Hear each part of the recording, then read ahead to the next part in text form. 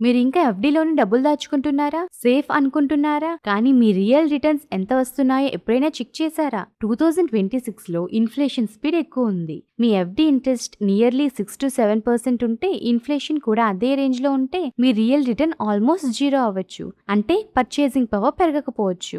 FD capital సేఫ్టీకి useful. కానీ long term wealth గ్రోత్‌కి సరిపోకపోవచ్చు. ఎందుకంటే ఇన్ఫ్లేషన్‌ని కన్సిస్టెంట్‌లీ బీట్ చేయడం కష్టం కాబట్టి. Mutual funds especially equity based ఫండ్స్‌లో లాంగ్ టర్మ్‌లో హయ్యర్ గ్రోత్ పొటెన్షియల్ చూపించే అవకాశం ఉంది. కంపెనీస్ గ్రో అయితే ఇన్వెస్టర్‌కి బెనిఫిట్ వస్తుంది. కానీ గుర్తుపెట్టుకోండి, మార్కెట్ రిస్క్ కూడా ఉంటుంది. సో బెస్ట్ అప్రోచ్ ఏంటి అంటే emergency and short term needs కోసం FD best. Long term wealth creation కోసం mutual funds best. Balance maintain చేయడం చాలా ఇంపార్టెంట్. మీరు ఎఫ్‌డీ సైడా లేక మ్యూచువల్ ఫండ్ సైడా? కామెంట్లో చెప్పండి. ఈ వీడియో కనుక మీకు నచ్చినట్లయితే like and subscribe to market Telugu. నేను సెబీ రిజిస్టర్డ్ అడ్వైజర్ని కాదు. ఈ వీడియో కేవలం ఎడ్యుకేషన్ పర్పస్ కోసం మాత్రమే. Thank you for watching.